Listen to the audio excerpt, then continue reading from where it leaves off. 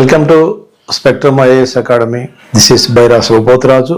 నేను ఈ వీడియోలో గ్రూప్ 2 యొక్క ప్రస్తుత స్టేటస్ గురించి మాట్లాడదలుచుకున్నాను. ఈ యొక్క 4-5 డేస్ ఉన్నటువంటి కామెంట్స్ మనం చూసినట్లయితే గ్రూప్ 2 స్టూడెంట్స్ రాష్ట్రంలో చాలా అనిశ్చితి పరిస్థితుల్లో ఉన్నారు. ఇది సహజం. పరీక్ష రాసిన తర్వాత ఆ పరీక్ష యొక్క పరిణామాలు ఎలా ఉంటాయి, ఆ పరీక్ష యొక్క పరిణామాలతో మన యొక్క జీవితం ముడిపడి ఉంది కాబట్టి మన భవిష్యత్తు ఏంటి అనేటువంటి సంఘటనలో చాలామంది విద్యార్థులు ఉన్నారు. వాళ్ళకి నేను ఒక పాజిటివ్ మెసేజ్ చెబుదామని చెప్పేసి ఈ వీడియో చేస్తున్నాను. మనం రకరకాలుగా వదంతులు వింటూ ఉన్నాం. అంటే ఈ నోటిఫికేషన్ క్యాన్సిల్ అవుతుందా, అదే ఈ నోటిఫికేషన్ రిజల్ట్ వస్తే జడ్జిమెంట్ పాజిటివ్గా వచ్చి క్లియర్ అవుతుందా, ఈ రెండు అంశాల మధ్య ప్రస్తుతం గ్రూప్ 2 విద్యార్థుల యొక్క మైండ్ సెట్ ఉంది. మళ్ళీ వాళ్ళు ముందుకు వెళ్ళలేకపోతున్నారు. అంటే వాళ్ళు బుక్ తీసి చదువుదామన్నా వాళ్ళకి ఆ ప్రేరణ, ఆ శక్తి రావటం లేదు. ఇది ప్రస్ఫుటంగా కనిపిస్తూ ఉంది. ఎవరైనా చెప్పినా మనకి ప్రతిబింబిస్తున్నటువంటి విషయం ఇది. దాదాపుగా కూడా మనకి 2023 నుంచి నోటిఫికేషన్ ఇచ్చి ప్రిలిమ్స్ రాసి మెయిన్స్ రాసి చాలా కష్టాన్ని గ్రూప్ 2 విద్యార్థులు అనుభవించారు. చాలా వ్యయభరితమైంది.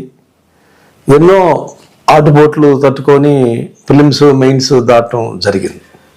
దాదాపుగా 92,000 మంది ఈ యొక్క పరీక్షని రాయటం జరిగింది. వాళ్ళందరూ కూడా సీరియస్గా ఎవరైతే రాశారో దీని మీద ఆశ ఉండటం అనేది సహజమైనటువంటిది.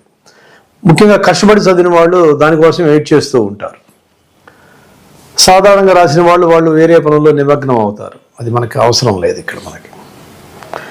అయితే ఇప్పుడు ప్రస్తుతం మన ముందు ఉన్నటువంటి సమస్య ఏంటంటే రోస్టర్ పాయింట్స్ గురించి కోర్టులో తీర్పు ఎలా వస్తుంది. దానికి సహజం వాయిదాలు తీసుకొని కేసును పరిశీలించడం అనేది న్యాయ వ్యవస్థలో సహజం. ఆ వాయిదాలు పడే కొద్దీ ఇంకా అనిశ్చితి పరిస్థితి బాగా పెరుగుతుంది.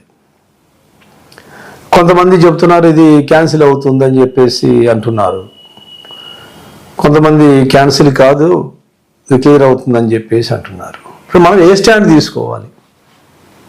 మనకి లభిస్తున్నటువంటి యొక్క అంశాలు ఏంటి? నోటిఫికేషన్ వచ్చింది, ప్రిలిమ్స్ అయింది, మెయిన్స్ అయింది. మెయిన్స్కు ముందు రోస్టర్ పాయింట్స్ గురించి వివాదం చెలరేగింది. సరే, ఇది న్యాయ వ్యవస్థలో ఫైల్ చేయడం జరిగి న్యాయ వ్యవస్థలో నడుస్తూ ఉంది. ఇక్కడ మనకి రాజ్యాంగ ప్రకారం చూసుకుంటే న్యాయ వ్యవస్థ అనేది ఒక ఇండిపెండెంట్ బాడీ. దాంట్లో జడ్జిమెంట్ ఎలా వచ్చింది అన్నది మనం నిర్ణయం చేయలేము. దాంట్లో పొలిటికల్ ఎగ్జిక్యూటివ్ వేరు, పర్మనెంట్ ఎగ్జిక్యూటివ్ వేరు, ఇండిపెండెంట్ వ్యవస్థలు వేరు. ఇండిపెండెంట్ వ్యవస్థల యొక్క నిర్ణయాన్ని మనం ఫైనల్గా తీసుకోవాలి. ఒకవేళ ఇది కొంతమంది గవర్నర్ గారిని కలిశారు, క్యాన్సిల్ అయ్యే అవకాశాలు ఉన్నాయని చెప్పేసి చెప్తున్నారు. ఓకే, ఒకవేళ క్యాన్సిల్ అయింది అనుకోండి, 1000 పోస్టులు 10,000 పోస్టులు ఏం కావు కదా. మళ్ళీ 1000 పోస్టులకి మళ్ళీ మనం సన్నద్ధం అయ్యి మళ్ళీ ప్రిలిమ్స్ మళ్ళీ మెయిన్స్ మళ్ళీ రాసుకుంటూ రావాలి కదా. ఈ 92,000 మందికి ఉద్యోగాలను తెచ్చి ఇవ్వలేం కదా. ఆ 1000 పోస్టులకే రిక్రూట్మెంట్ అవుతుంది కదా. అలాంటి మైండ్ సెట్ ఏర్పాటు చేసుకునే దానికంటే క్యాన్సిల్ అయినా కాకపోయినా 1000 ఉద్యోగాలకి మనం పరీక్ష రాసాం. ఆ 1000 ఉద్యోగాలు ఫిలప్ అవుతాయి. పాజిటివ్గా కోర్టు జడ్జిమెంట్ ద్వారా కావచ్చు, మిస్టేక్స్ రెక్టిఫై చేసి, లేదా క్యాన్సిల్ అయినా పెట్టి మళ్ళీ 1000 ఉద్యోగాలే ఎలా తీసుకున్నా కానీ. దాని గురించి మనకు ఆందోళన పడుతుంది. దీనికి ఆందోళన చెందవద్దు. గ్రూప్ 2 విద్యార్థులకు నా యొక్క మనవి ఏంటంటే బీ పాజిటివ్. ఒక వార్త వచ్చిన వెంటనే ఆందోళన పడిపోయి మనం చేసినటువంటి శ్రమ, మనం పడినటువంటి కష్టం, టైం, మనీ, మన సపోర్ట్ చేసినటువంటి పేరెంట్స్, ఇవన్నీ గుర్తుకొస్తాయి మనకి. మనం ఇంకొక పని ఏ పని ముందుకు పోలేము కూడా. వాటికంటే కూడా నేను చెప్పేది ఏంటంటే న్యాయ వ్యవస్థలు అనేవి ఇండిపెండెంట్ బాడీసు. ఈ విషయాన్ని మీరు గుర్తుపెట్టుకోవాలి. దాన్ని మనం బయట నుంచి నిర్ధారణ మనం చేయలేము. ఒకవేళ గెస్ చేస్తాం, అంతవరకే. ఎవరైనా గెస్ చేయడం వరకే. ఇదే ఫైనల్ తీర్పు మనం ఎక్కడ చెప్తాం చెప్పలేము. మనకి ఫైనల్కి రిజల్ట్ కోర్టు జడ్జిమెంటు వచ్చినంత వరకు మీరు ఓర్పుతో ఉండండి, సహనంగా ఉండండి, పాజిటివ్ మైండ్ సెట్ ఏర్పాటు చేసుకోండి. నన్ను అడిగితే నేను ఏం చెప్తానంటే ఒకవైపు మన కర్తవ్యం మనం చేసాం, మళ్ళీ ప్రిపరేషన్ స్టార్ట్ చేయటమే. ఒకవేళ క్యాన్సిల్ అవుతుంది, నువ్వు ప్రిపరేషన్ లేకుండా మళ్ళీ రాయగలవా?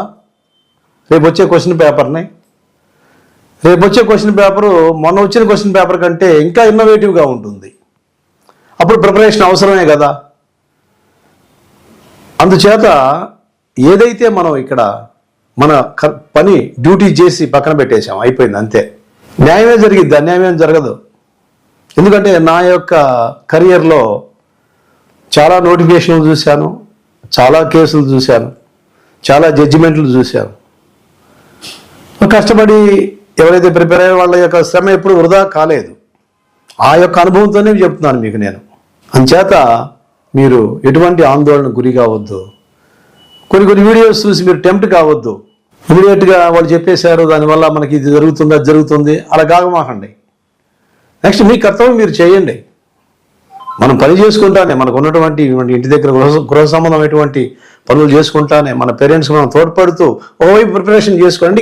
ఇప్పుడు ప్రిపరేషన్కి తక్కువ టైం తీసుకోండి. నోటిఫికేషన్ ఎగ్జామినేషన్స్ దగ్గరగా ఉన్నప్పుడు ఎక్కువ టైం తీసుకోండి. అది మనం చేయవలసింది. తప్పకుండా రిజల్ట్ వస్తుంది. మళ్ళీ నేను ఒక కట్ ఆఫ్ మార్కుల గురించి మళ్ళీ ఒక స్టాండ్ చెప్తాను మీకు. నేను ఎంత దగ్గర అయితే ఉద్యోగం వస్తుందండి అని చాలామంది కామెంట్స్లో అడుగుతున్నారు నన్ను.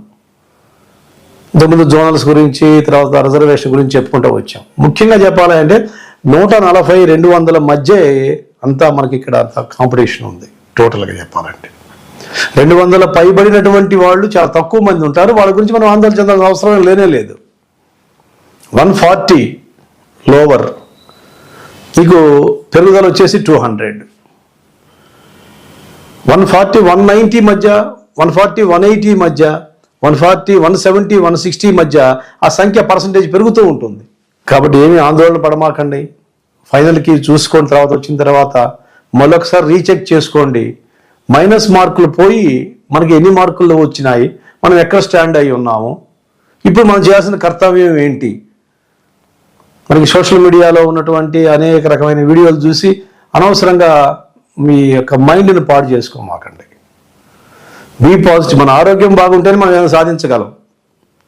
ఆరోగ్యాన్ని మనం స్థిమితం చేసుకోవాలంటే నెగిటివ్ థాట్స్ని తీసేసి పాజిటివ్ యాటిట్యూడ్స్ ముందుకెళ్తే బాగుంటుందని నా అభిప్రాయం. కాబట్టి 140-200 మధ్య మనకు ఉంటుందండి. దాని గురించి మీరు వరీ కావద్దు. కోర్టు జడ్జిమెంట్స్ వస్తాయి, ఏం జరుగుతుందో మనకి తెలుస్తుంది, వస్తుంది. దాన్ని మనకి ఎవరు గొప్పవాళ్ళు పెద్ద వాళ్ళు చెప్పినంత మాత్రం అదే జరుగుతుంది అనడానికి అవకాశం లేదండి. ఇది గుర్తుపెట్టుకో. According to constitution, judiciary is the independent body. It will give the final judgment. We have to honor that judgment only. We have to obey that judgment only. That is my message for Group 2 students, those who are in what we call స్తబ్దత గురి ఉన్నారు. ఆ స్తబ్దత నుంచి బయటికి రండి. మీరు చేయాల్సిన కర్తవ్యం మీరు చేశారు, మీకు మంచి రిజల్ట్ వస్తుంది. మళ్ళీ పర్వాలేదు, మళ్ళీ ప్రిపరేషన్ స్టార్ట్ చేసుకోండి. స్లోగా విజయాన్ని సాధిస్తారు. Thank you very much.